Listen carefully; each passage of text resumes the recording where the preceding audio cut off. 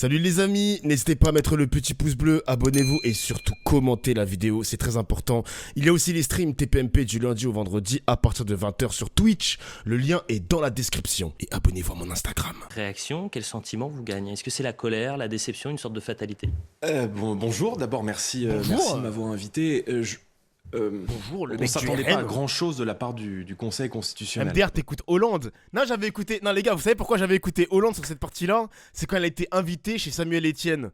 Et depuis le jour où j'ai écouté sa justification de pourquoi l'État, le gouvernement et même la Constitution ne reconnaît pas le vote blanc, je me suis dit, c'est peut-être un mec que je déteste de malade parce qu'il a trahi la gauche.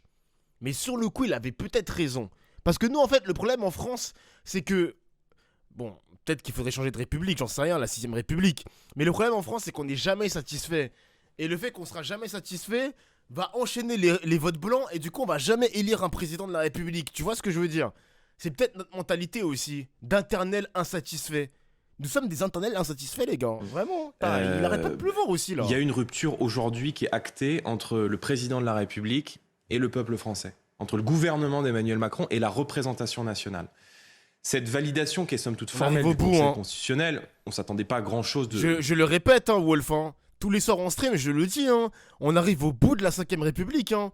On arrive au bout du capitalisme, hein. Du bout, hein. De la part d'une instance qui est pilotée par Laurent Fabius, elle vient valider sur la forme un texte qui politiquement reste la vérité. délégitimé par l'opinion publique et qu'une très large majorité du peuple français ne veut pas.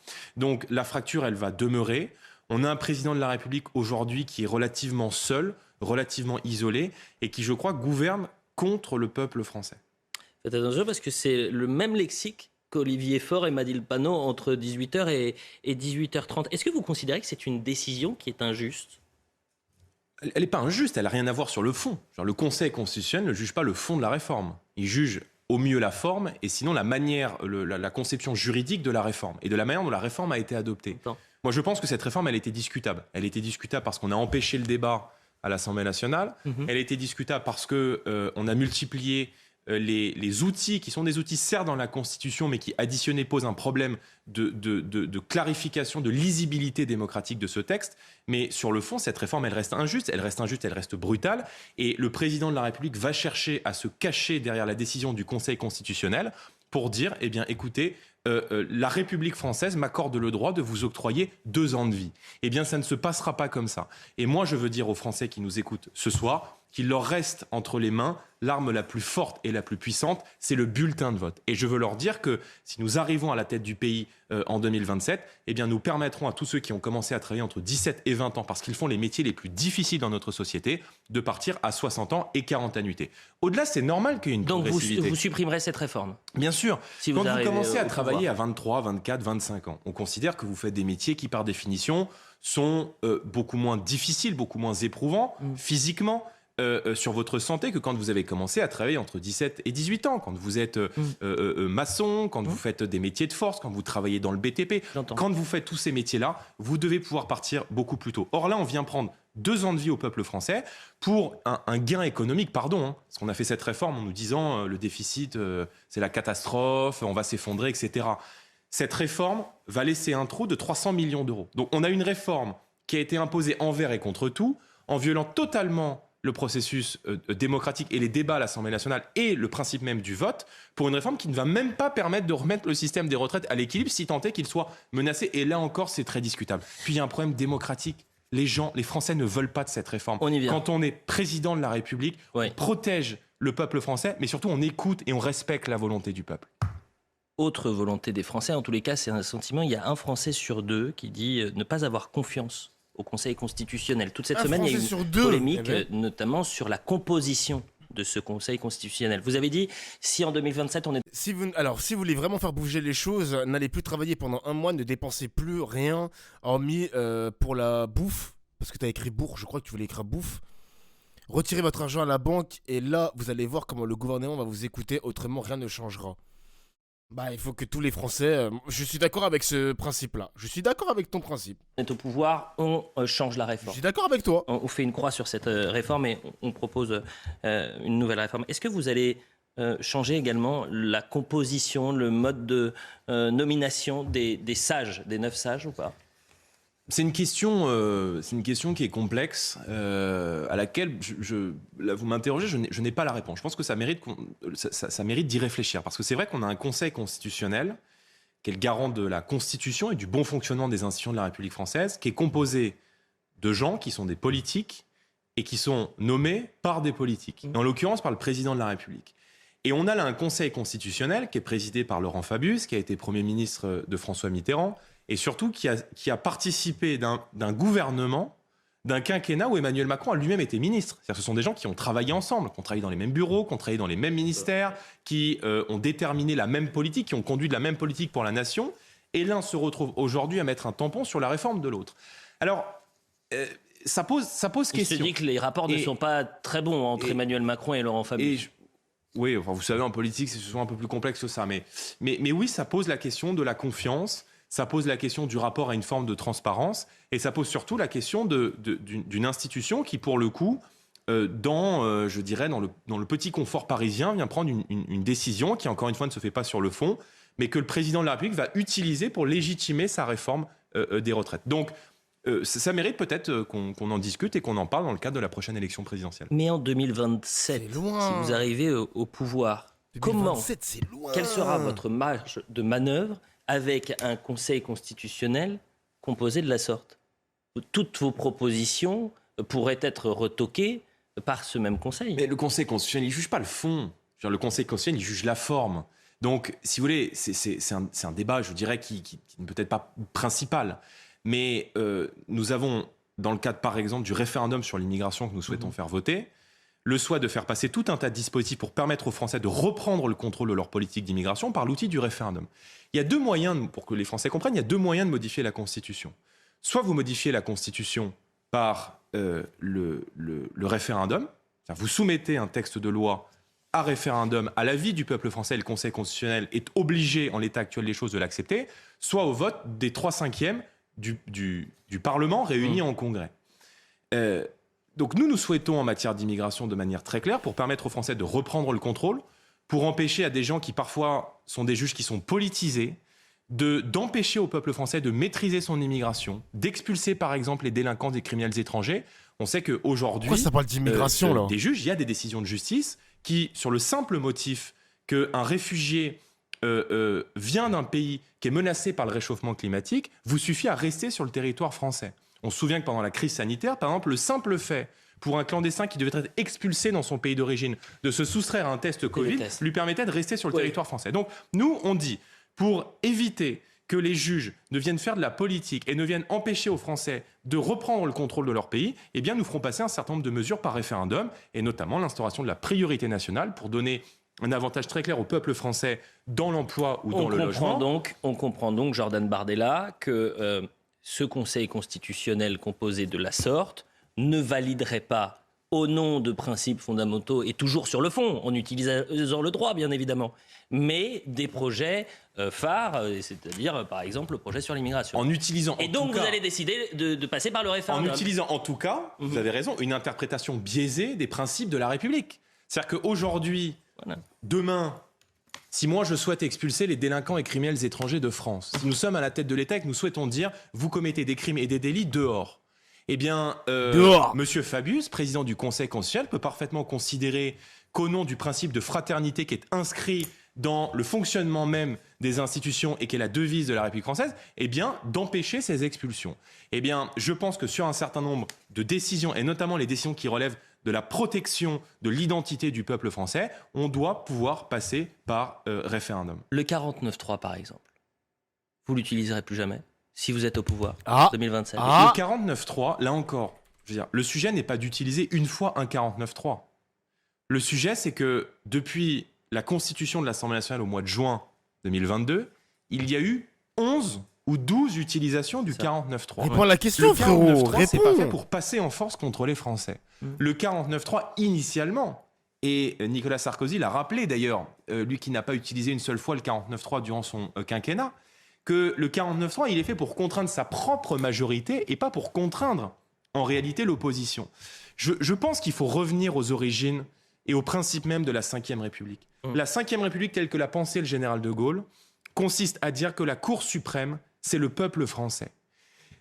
Michel Debré mais le là, rappelait, on fait tout l'inverse, Jordan la Bardella. souveraineté, c'est le peuple français. Mais là, aujourd'hui, le gouvernement fait l'inverse. Oui, mais moi, je veux faire l'inverse du gouvernement. Et moi, je pense que les Français doivent reprendre le contrôle de leur pays. Et je pense que le pouvoir, aujourd'hui, qui est détenu par une petite minorité de gens, doit être rendu au peuple français. C'est quoi le peuple ?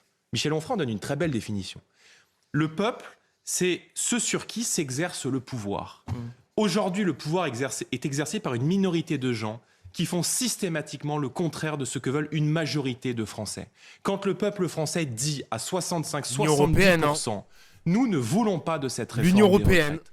Quand le Parlement dit nous ne voulons pas de cette réforme des retraites, alors le président de la République n'a pas le droit de passer en force et d'imposer cette réforme des retraites au peuple français. Quand on fait de la politique, on ne fait pas de la politique pour soi, on en fait pour les gens et on en fait pour les Français. Jordan Bardella, vous voyez cette image, il y a du monde, place de l'Hôtel de Ville, parce qu'il y a une mobilisation. On craint bien sûr ce soir des manifestations sauvages, des tensions dans les rues de Paris, mais pas seulement. Et il y a une autre image où je voulais vous faire réagir, c'est notamment le Conseil constitutionnel qui est complètement barricadé depuis 24 heures. C'est une situation quasi inédite. Vous avez à l'image un barpon, c'est-à-dire un mur anti-émeute avec des forces de l'ordre qui protègent donc le Conseil constitutionnel. Est-ce que c'est le symbole, en quelque sorte, de cette crise démocratique dont parlait Laurent Berger il y a quelques jours ? C'est qui lui ? C'est qui ce Je mec ? pense que Emmanuel Macron, non plus seulement sa politique, mais sa personne, sont devenus un facteur de désordre aujourd'hui dans notre société. Vous vous souvenez, il y a quelques mois, pendant la campagne présidentielle, sur les différentes interventions sur les plateaux de télé dans le cadre de la campagne, avec Marine Le Pen, nous avions dit au peuple français, si Emmanuel Macron est réélu en avril 2022, alors le saccage social et le désordre vont s'accélérer dans notre société à la puissance 10 et peut-être beaucoup plus que lors du premier quinquennat, et notamment lors du mouvement des Gilets jaunes et des réformes de la loi travail. Nous avions dit cela pourquoi ? Pas pour faire peur aux Français, pas pour faire peur aux électeurs, mais pour dire aux gens, Emmanuel Macron a autour de lui un projet de société qui vise à diviser les Français. Moi, ça me fait mal au cœur de voir des policiers faire face à des manifestants. Parce que bien souvent, les policiers partagent les revendications des gens qui sont en face et vont être impactés par cette réforme des retraites. De voir des fonctionnaires s'opposer aux salariés du privé, de voir des actifs s'opposer aux retraités, de voir des professions libérales s'opposer entre elles. On voit que la société d'Emmanuel Macron est une société de tension, est une société du désordre, est une société de chaos. Et je pense que la société française, elle a besoin d'apaisement. Et probablement que la solution, elle se trouve dans l'immédiat, dans le retour du peuple. Nous avions proposé un référendum sur la réforme des retraites. On a une réforme des retraites qui est contestée. On le sait dans tous les instituts de sondage. Alors faisons un référendum. Je veux dire, ça fait 18 ans qu'il n'y a pas eu de référendum en France. Le dernier, c'est celui qui avait été organisé en 2005 sur la Constitution européenne. Et le résultat avait été violé par l'UMP et le PS à l'époque.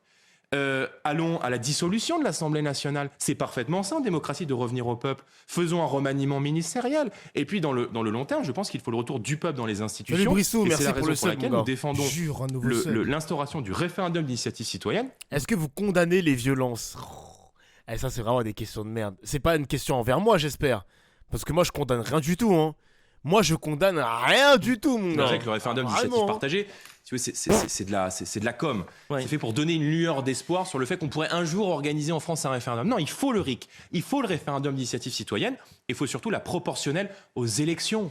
Vous faites 20% des voix, eh bien votre mouvement doit être renforcé par 20% des parlementaires à l'Assemblée nationale. Et il la faut aussi dans le cadre des élections, notamment des élections départementales ou des élections régionales qu'on pourrait fusionner par exemple en conseil territorial. Donc il y a mille et une choses à faire pour rendre le pouvoir au peuple français. Et moi je veux juste dire aux gens que on incarne aujourd'hui cet espoir en fait. Et que Emmanuel Macron a éteint la lumière en France. Nous voulons la rallumer. Nous voulons redonner aux Français la maîtrise de leur destin. Il y a des crises à régler.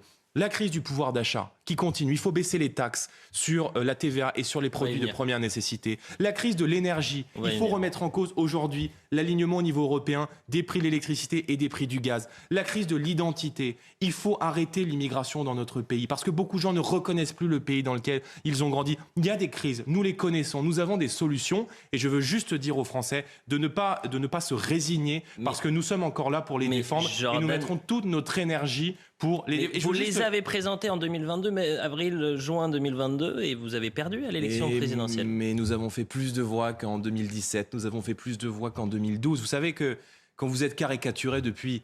On va y venir dans un instant. Vous avez perdu. Et que le traitement médiatique et politique... Chacune de vos mesures est caricaturée par les gens qui sont au pouvoir. Et que les gens qui sont au pouvoir se présentent comme des Mozart de la finance et qui ont à chaque fois les résultats des cancres du fond de la classe, eh bien je pense que ça appelle les Français à la réflexion. Et je pense qu'il y a beaucoup de gens qui nous regardent ce soir, surtout sur CNews, qui se disent mais si on les avait écoutés avant, on n'en serait peut-être pas là. Avançons et restons sur la réforme des retraites. Le président de la République invite les syndicats à venir à l'Élysée mardi prochain. Vous leur conseillez quoi ? Pourquoi elle a dit surtout sur CNews ? Je comprends pas là. Qu'est-ce que tu sous-entends ? Avec son petit sourire là, il avait un petit sourire en quoi là ? Il a voulu mettre un petit suçon là. Qu'est-ce qui se passe ? Syndicat d'y aller ou pas ? Est-ce que lorsque on a une invitation du président de la République, il le sait très bien. D'abord, on leur avait conseillé de pas appeler à voter pour Emmanuel Macron. Pas faux. Parce que au second tour, l'élection présidentielle, moi je me rappelle que les responsables syndicaux, tous d'ailleurs, avait appelé à faire barrage et à voter pour celui qui avait pour seule mesure dans son projet d'ailleurs, c'est intéressant de le rappeler, le report de l'âge légal à la retraite et à l'époque à 65 ans. Emmanuel Macron méprise le corps social. Je veux dire, quand vous faites une réforme comme celle-ci, vous recevez les syndicats, vous discutez avec les syndicats.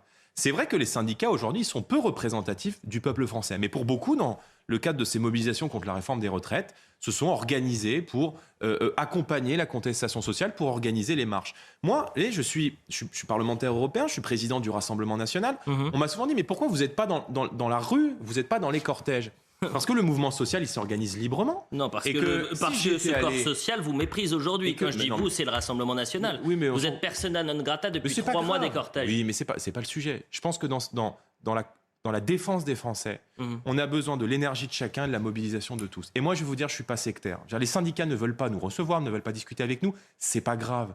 Mais je sais qu'il y a, chez les adhérents des syndicats, vous savez, le Rassemblement national, c'est le premier parti ouvrier de France.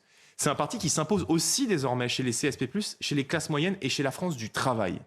Et il y a beaucoup, je le disais, beaucoup d'adhérents des syndicats qui sont des électeurs de Marine Le Pen, qui sont des électeurs du Rassemblement national et qui, quand ils entendent des responsables syndicaux dire « je ne parle pas à telle ou telle chaîne de télé parce que je suis sectaire », dire « je ne parle pas à Marine Le Pen, au Rassemblement national, etc. », les adhérents sont en désaccord avec eux. Mais ce n'est pas très grave.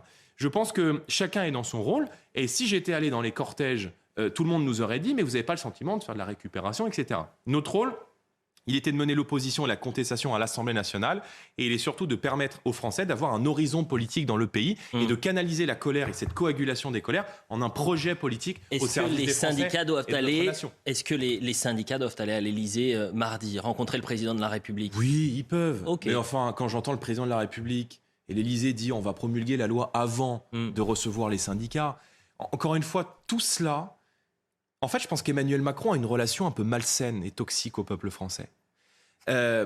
C'est un peu c'est dans le couple où en fait on va essayer de faire souffrir l'autre le plus possible pour essayer de lui faire péter les plombs. Et on a un peu le sentiment qu'entre Emmanuel Macron et le peuple français, c'est un peu la même chose. Ouais, c'est passé. Et les gens se disent, mais est-ce qu'un jour on va avoir un président de la République, un chef de l'État qui nous aime, qui nous respecte et qui nous considère ? Vous pensez que Emmanuel Macron n'aime pas les Français ?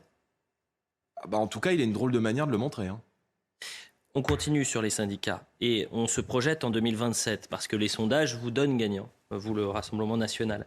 Vous dites c'est pas grave si le Rassemblement national n'est pas aux côtés des syndicats dans les cortèges. En revanche, si demain vous êtes au pouvoir et que vous ne pouvez pas discuter avec les... Non mais les menteurs, comment ça ? Il n'y a pas de pause déjeuner, pas de pause pipi, 9h, 16h, arrêtez wesh. Donc là, Clarisse avait la vessie qui allait exploser et à 16h02, ils sont partis tous aux toilettes là. Corps intermédiaires et avec les syndicats, que vous êtes en confrontation permanente, qu'il n'y a aucun dialogue. Comment vous allez faire? Qu'est-ce que vous allez dire aux syndicats pour que ce dialogue il puisse naître?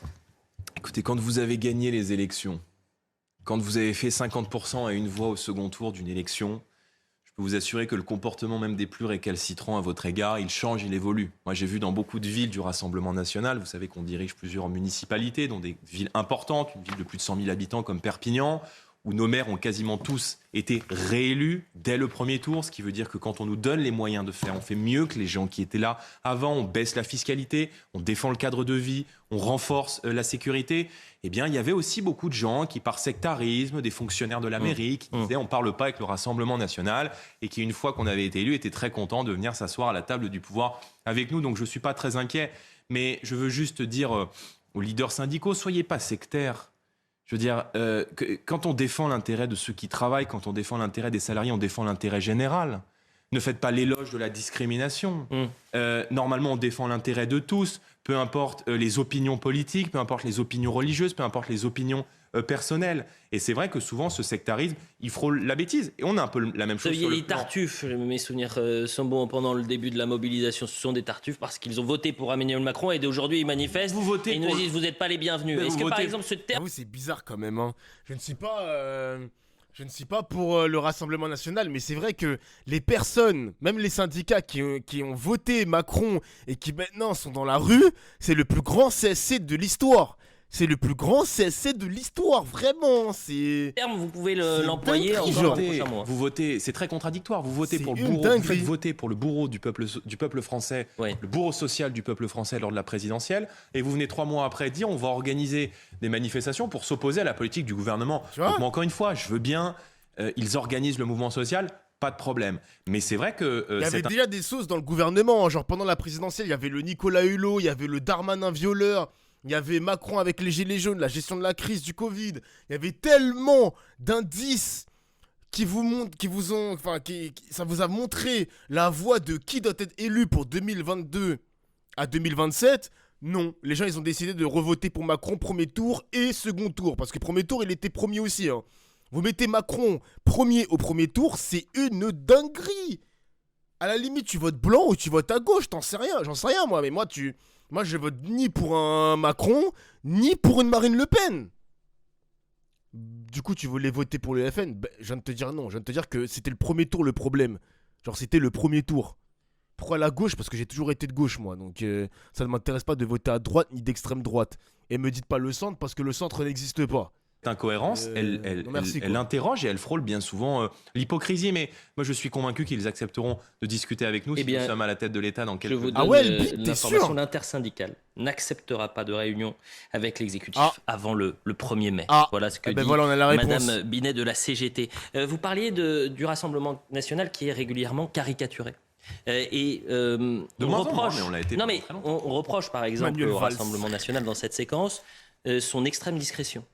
Est-ce qu'aujourd'hui, parce que vous êtes la première force d'opposition contre Emmanuel Macron, vous n'avez pas une part de responsabilité? Mec, certains ne veulent pas Mélenchon non plus, la NUPES, voilà quoi. Après les gars, moi je vous dis la vérité. Hein. Je vous dis une vérité. Vous sortez avec une ex. Non, vous sortez avec une meuf. La meuf, elle vous fait vivre des dingueries. Genre vraiment, elle vous fait vivre l'enfer. La toxicité comme jamais. Tu quittes la meuf parce que tu veux aller voir quelqu'un d'autre. Est-ce que tu retournes avec ton ex ou est-ce que tu tentes quelque chose de nouveau? Il y a beaucoup de personnes qui ont préféré retourner avec leur ex. Eh ben c'est la même chose avec Macron. Ils ont décidé de revoter premier tour pour Emmanuel Macron. Ils veulent retourner avec leur ex toxique. Le syndrome de Stockholm, exactement. C'est un truc de ouf. C'est un truc de ouf. La métaphore de zinzin. C'est tout pour moi les gars, c'est tout pour moi.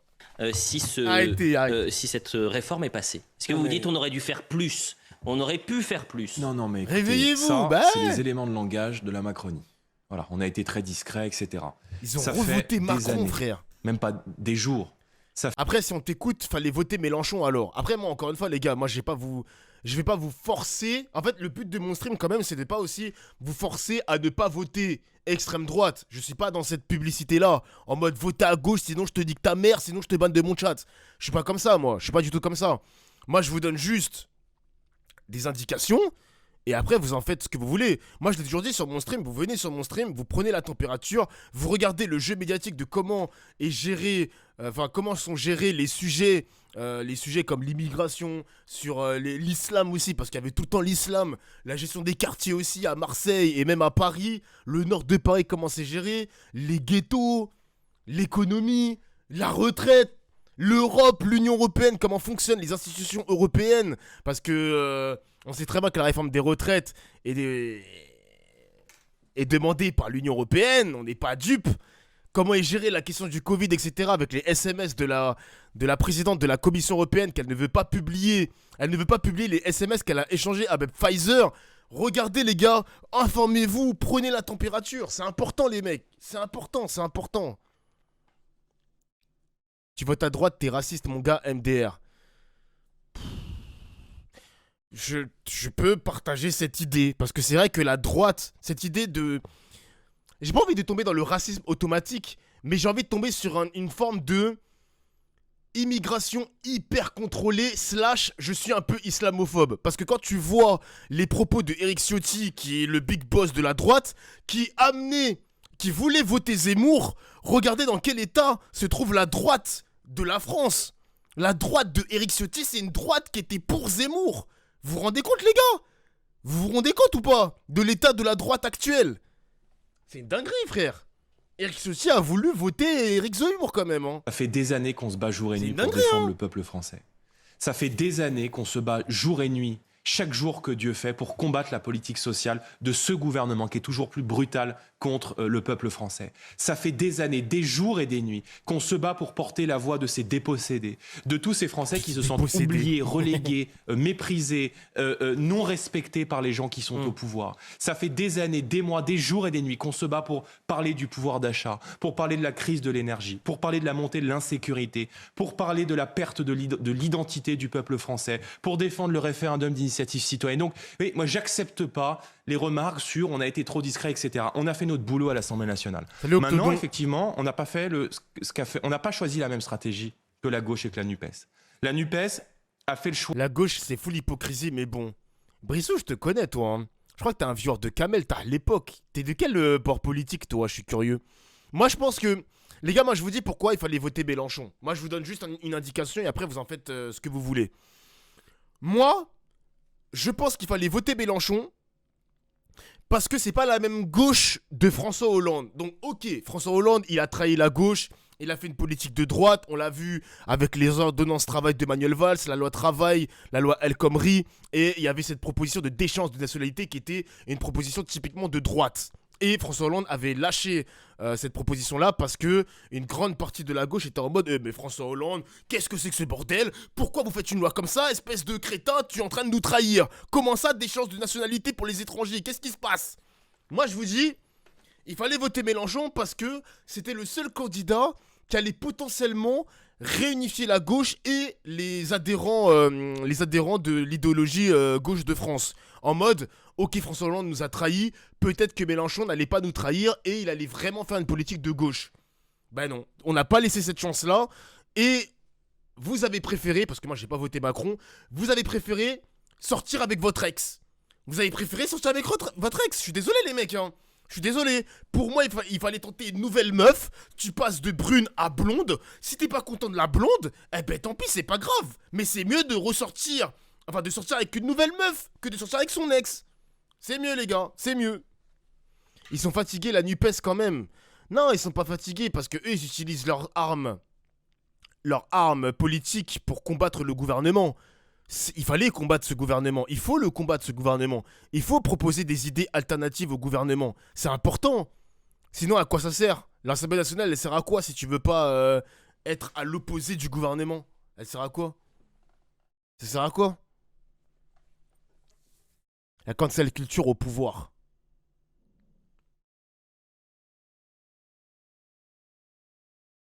Ouais, mais ils sont claqués, regarde tous les scandales, arrêtez. Mais comment ça, scandale? Quand t'as des Darmanin, des Nicolas Hulot, je sais même plus comment il s'appelle, l'autre qui est malheureusement handicapé. T'as aussi le ministre de la Justice. T'as Marlène Schiappa avec le fonds Marianne. Mais qu'est-ce que tu racontes de scandale à gauche alors qu'à droite c'est pire? Le gouvernement de Macron c'est pire. Abad, voilà, merci. C'est pire. C'est encore pire.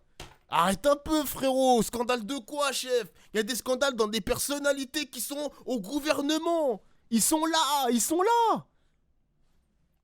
Regarde l'état de la droite. Oh là là. De répondre s'il vous plaît, les à la mecs, violence sociale du gouvernement supplie, par de la violence verbale et de la violence physique. Quand on voit des députés de la NUPES aller soutenir les manifestants et les Black Blocs qui, à Sainte-Soline, défient les forces de l'ordre, c'est profondément irresponsable. Le ministre de l'Intérieur parle de terrorisme intellectuel, vous souscrivez? Quand on voit... Oui, bon, on pourra parler de M. Darmanin après. Non, mais il parle de terrorisme intellectuel. Oui, bon, il peut parler, mais il a les manettes, donc on lui demanderait plutôt d'agir. Quand on a des députés... Sois honnête, Dofla, à gauche aussi, ça pue. Mais les gars, je suis 100% honnête avec vous. Après, le délire de Adrien Quatennens qui a giflé sa femme, il a payé pour ce crime. Enfin, ce crime, j'abuse quand même. Il a payé ce délit, tu vois. Il y a plein de petits scandales comme ça du côté de la gauche. Mais le problème, c'est que... En fait, moi, je vous explique la différence entre les scandales de la gauche et les scandales de la droite de Macron. Le problème des scandales de Macron, c'est qu'on les connaissait avant l'élection présidentielle. Avant l'élection présidentielle, on connaissait les scandales et on a quand même... Enfin, vous avez quand même voté Macron. C'est ça la différence, les mecs. Elle est là, la différence. Elle est là. C'est ça le problème, les mecs. Attends, il y a un mec qui a posté un lien de tous les scandales de Macron.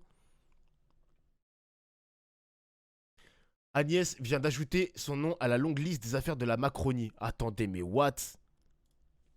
Donc, attends, on va le faire lentement. Donc, Damien Abad, l'ancien patron des députés LR, a été nommé ministre des Solidarités. Il y a eu un signalement pour des faits de viol adressés à La République En Marche et LR. Donc, violence sexiste et sexuelle. 2 femmes l'accusent de viol en 2011 et 2010. Laetitia Avia, qu'on connaît aussi à l'Assemblée nationale, députée, elle est mise en cause pour l'agression d'un chauffeur de taxi. Qui d'autre encore?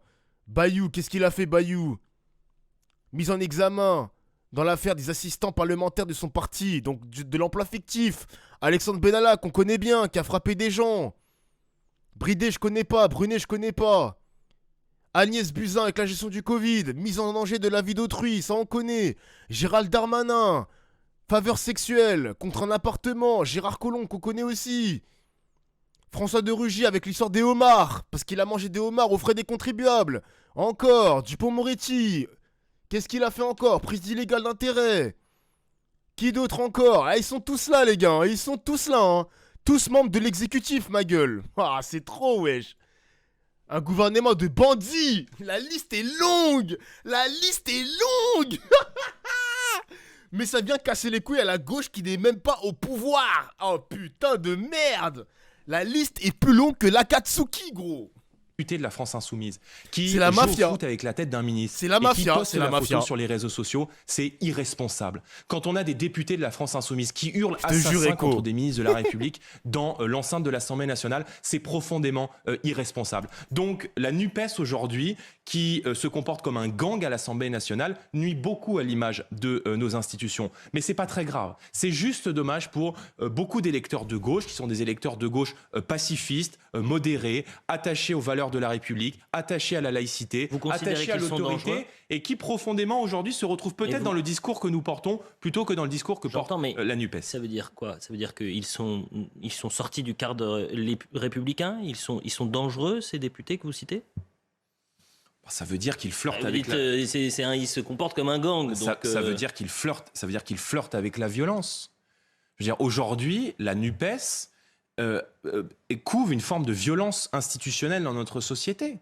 Je veux dire, encore une fois, Sainte-Soline, c'est représentatif quand vous voyez des députés de la République, de la NUPES, en écharpe, aux côtés de gens qui lancent des cocktails Molotov sur les forces de l'ordre, mais ils devraient enlever leur écharpe parce qu'ils salissent le drapeau tricolore qu'ils ont en bandoulière sur leur épaule. Ils salissent l'institution et l'Assemblée nationale qu'ils représentent. Je pense que quand on représente les Français, on représente tous les Français, pas seulement les Français qui ont voté pour vous, et ça demande un peu de tenue, un peu de rigueur et un peu de respect. On n'hurle pas, on braille pas, on n'arrive pas à débrailler en twerkant et en hurlant à l'Assemblée nationale, on respecte les institutions. Et force est de constater que quand on voit d'ailleurs les différents sondages que vous citiez en parlant du Rassemblement national, on voit aussi que la NUPES s'effondre aujourd'hui parce qu'elle fait peur à beaucoup de Français.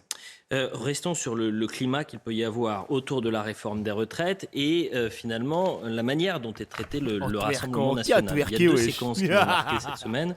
Une première chez nos confrères de BFM TV avec Marine Le Pen, où on va comparer Marine Le Pen à un humoriste qui s'est fait très discret dans une série, et puis l'autre c'était sur le service public. Lol Kiris.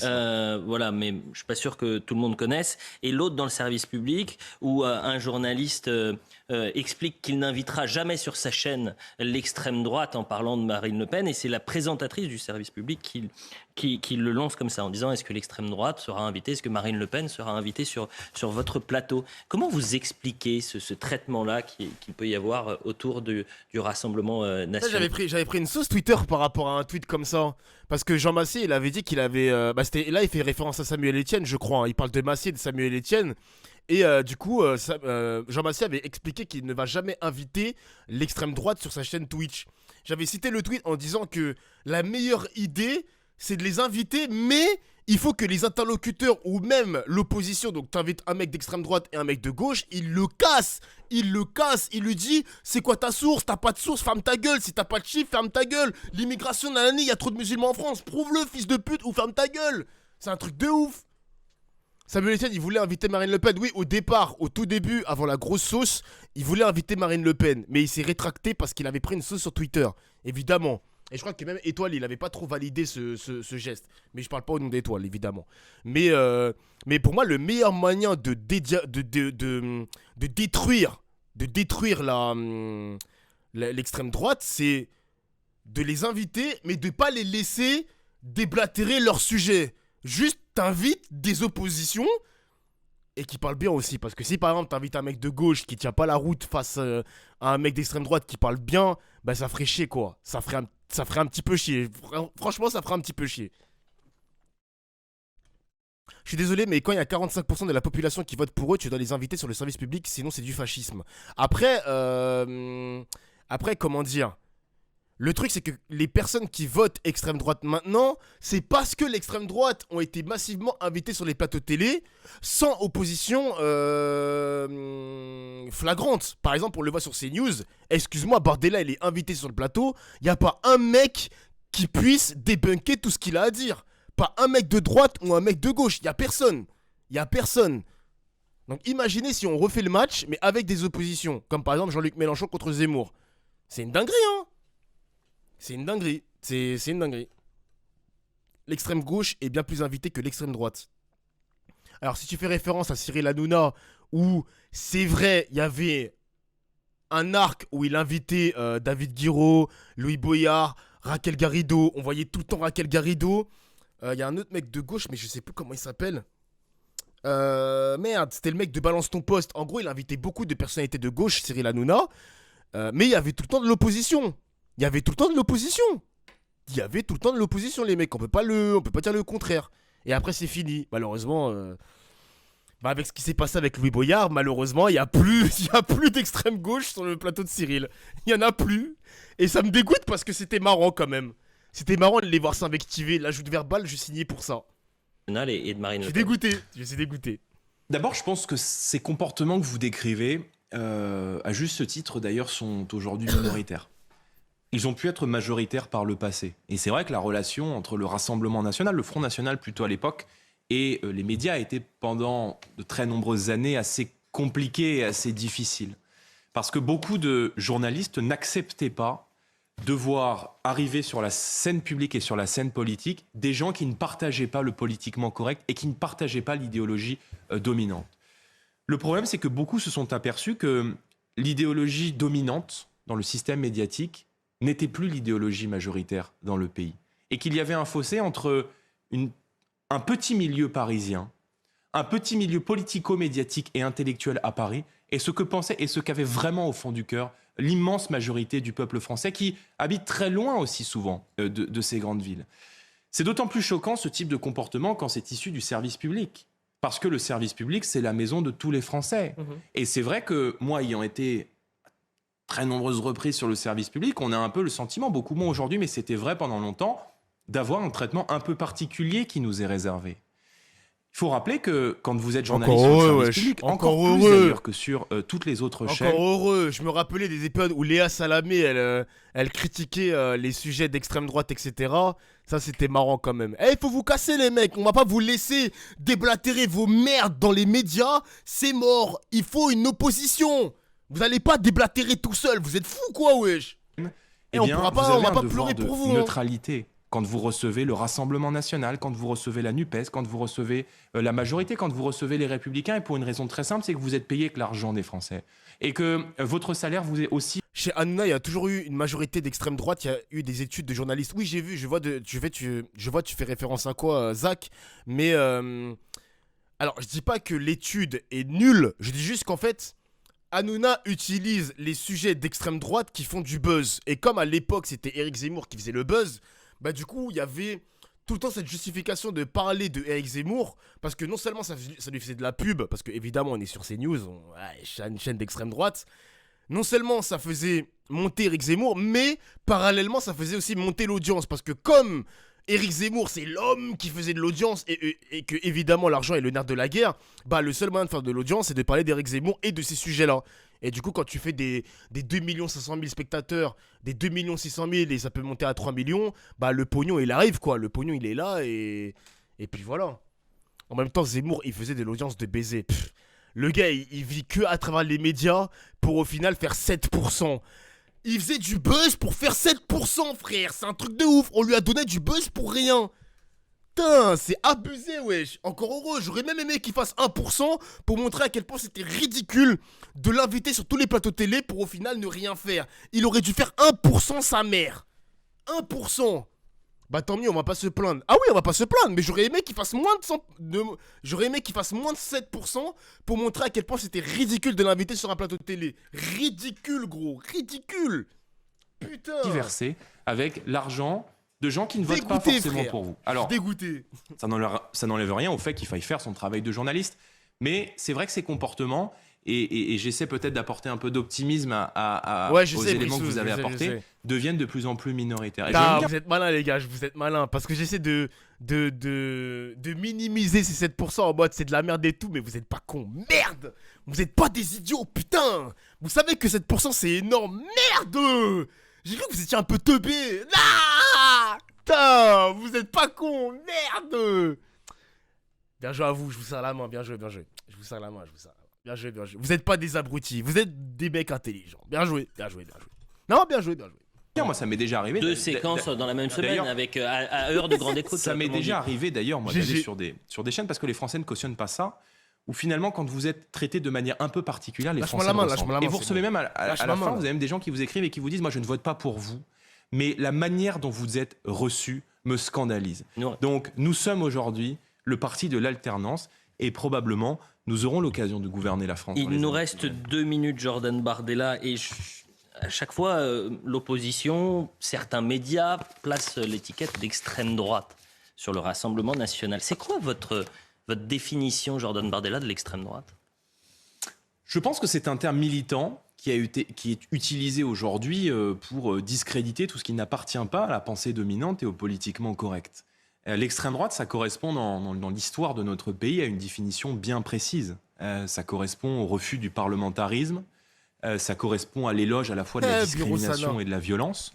Or aujourd'hui, l'extrême droite, il n'y a aucun grand mouvement politique aujourd'hui qui répond à la définition de l'extrême droite, si ce n'est quelques groupuscules minoritaires, dont une partie sont aussi combattus d'ailleurs par les autorités publiques et par le ministère de l'Intérieur. Vous ne voyez aucun responsable politique majeur aujourd'hui d'extrême droite? Non, je ne le crois pas. Même Zemmour. Après, vous savez, le journal Le Monde, que plus personne ne lit, ou Libération, écrira toujours que le Rassemblement national est un parti d'extrême droite. Mais si plus personne ne lit ces journaux, faut peut-être que ces gens-là se remettent en question. Il nous reste une petite minute, c'était la parenthèse, parce que c'est vraiment marquant. À chaque fois sur le plateau, certains parlent d'extrême droite. On voit la déclaration d'Elisabeth Borne. Ce soir, il n'y a ni vainqueur ni vaincu. Est-ce que vous craignez que dans les prochaines heures, il y ait des tensions? On a parlé parfois de climat insurrectionnel. Vous avez parlé de Sainte-Soline, mais on l'a vu ces dernières semaines, 1200 policiers et gendarmes blessés. Est-ce que vous craignez que ça bascule encore plus dans la violence et l'insurrection? Je me demande surtout comment un président de la République peut laisser à ce point-là un tel niveau de violence. Et c'est là aussi le caractère irresponsable de la mise en œuvre de sa réforme. Et on a un peu le sentiment, je vous parlais du rapport malsain qu'avait le chef de l'État au peuple français, moi j'ai un peu le sentiment qu'il laisse ce chaos s'organiser dans le pays pour pouvoir ensuite apparaître comme le défenseur de l'ordre, comme le partisan de l'autorité de l'État, et pour venir essayer d'apparaître comme le sauveur de la situation. C'est précisément ce qu'il avait fait pendant le mouvement des Gilets jaunes, et j'en veux pour preuve le témoignage de beaucoup de policiers qui nous disent à chaque fois « Nous n'avons pas les ordres d'intervenir et d'interpeller les ultras ». Si dissolution, le RN est prêt? Prêt, pas seulement à la dissolution, mais aussi aux conséquences qu'il pourrait y avoir, c'est-à-dire la cohabitation, c'est-à-dire à gouverner le pays. Si cohabitation, vous êtes prêt? Oui, nous sommes prêts. Et vous? Moi, à titre personnel, pour Matignon? On verra. Merci Jordan Bardella pour cet entretien. Bon. Le terrain, tout de suite, dans un instant. Le poteau, il a 26 ans quand même. Hein. Je crois qu'il a 26 ou 27, je sais plus. Bardella à Matignon, ouais, bon, allez. Ça se dispute.